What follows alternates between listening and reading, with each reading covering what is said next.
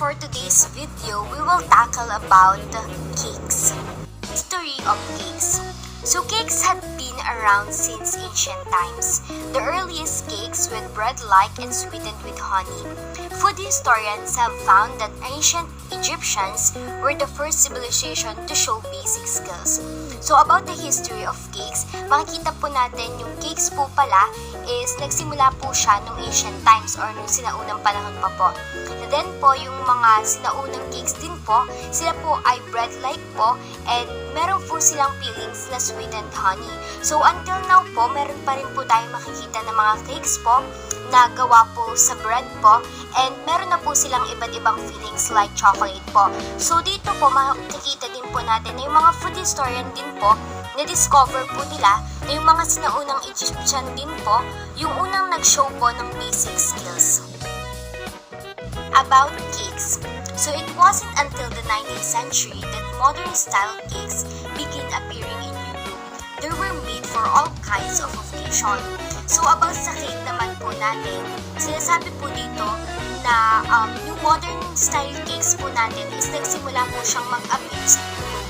Then yung mga cakes po natin until now po is ginagawa po natin siya for all kinds of occasion po like birthdays po, Christmas, wedding po, or mga anniversaries po. Why are cakes round? So generally, the round cakes we know today descended from ancient bread. Ancient breads and cakes were made by hand.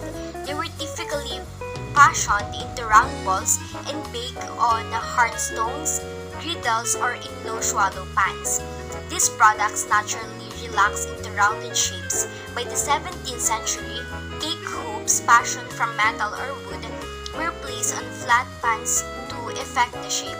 As time passed, baking pans in previous shape and size become readily available to general public. Molded cakes and fancy ices reached their zenith in Victorian times. So, bakit po rounds po or bilog po yung ating mga cakes? So, dahil yung mga sinaunang bread po and cakes nga po is gawa po siya sa kamay. So, ito po is nire-round po nila into balls po, tapos po ibinibake po nila ito sa kanila pong mga pans. So, naturally po or yung talaga pong typically po, yung mga pans po nila talaga po is in rounded shapes po or pabilog po.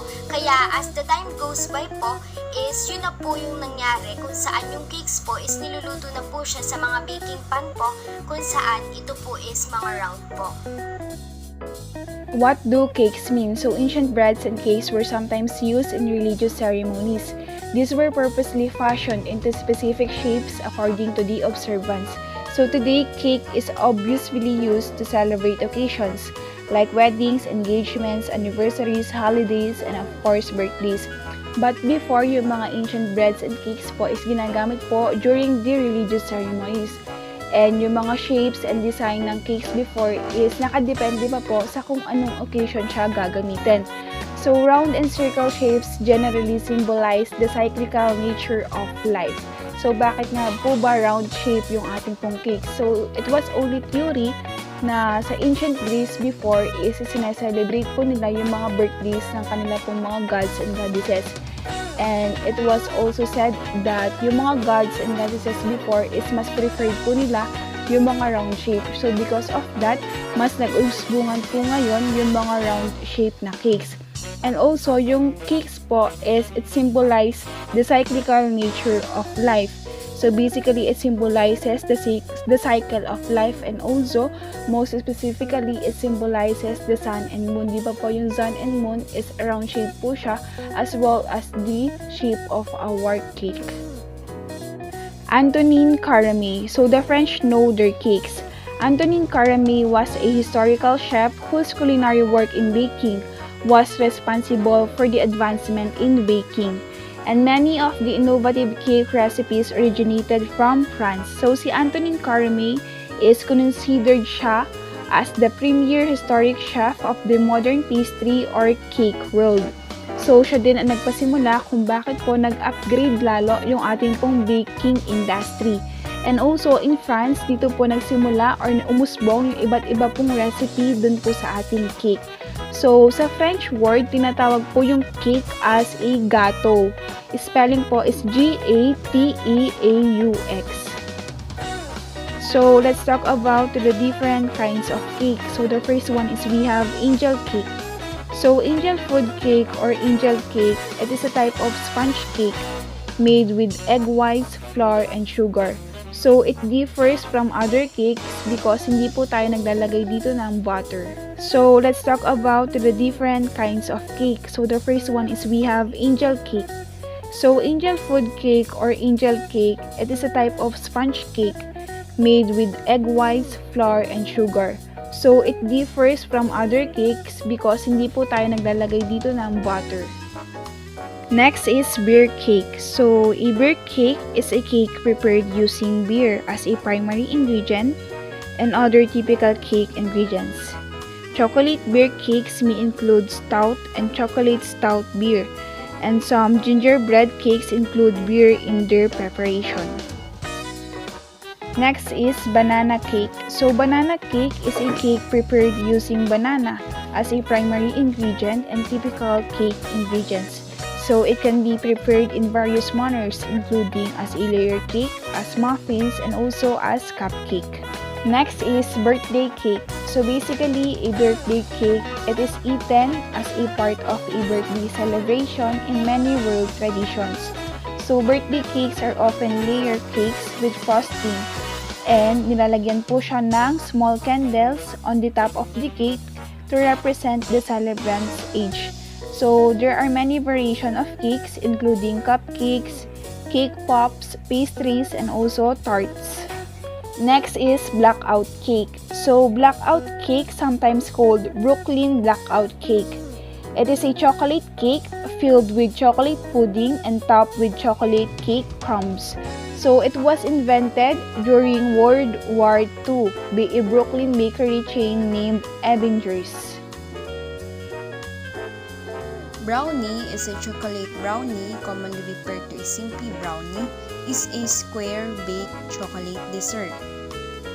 It comes in a variety of forms and it may be either fudgy or cake, depending on their density. Brownies often but not always have glossy skin on their upper crust. Cheesecake. Cheesecake is a sweet dessert consisting of one or more layers, and the main and thickest layer consists of mixture of a soft, fresh cheese, eggs, and sugar. If their bottom is layered, it the most consisting of the crust or base made from crushed cookies, graham, cracker, pastry, or sometimes sponge cake.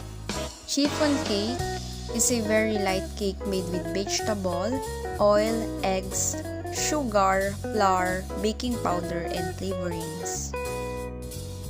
Fruit cake or fruit bread is a cake made with candied or dried fruit, nuts, and spices, and optionally soaked in spirits. Funnel cake. Funnel cake is a regional food popular in North America or carnivals, fairs, sporting events, and seaside resorts. Garash cake. Garash is a type chocolate cake in Bulgarian cuisine. It is commonly found in Bulgarian pasticceries and restaurants.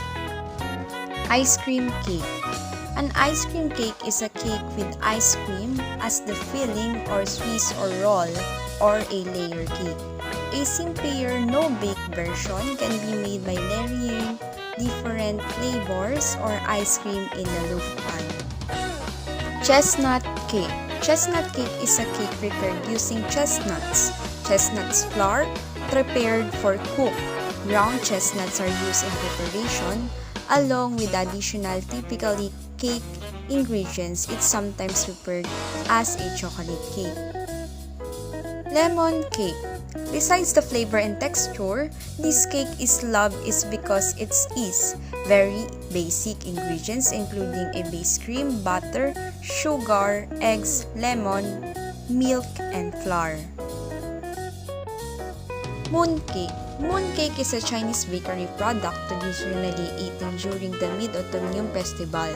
The festival is about lunar appreciation and moon watching, and mooncakes are regarded as a delicacy. Mooncakes are offered between friends or family gatherings while celebrating the festival. Next is tiramisu cake. Tiramisu is a coffee-flavored Italian dessert. It is made of lady fingers dipped in coffee, layered with whipped mixture of eggs, sugar, and mascarpone cheese flavored with cocoa. The recipe has been adapted into many varieties of cakes and other desserts. Next one is the Kranz cake. Kranz is an Asekeshnashi Jewish cake prepared using yeast raisin dough. It has been described as the most popular cake in the west side of Jerusalem and as potentially being the most popular cake in all of Israel. Thank you so much everyone for listening. We hope that you learned something today. God bless.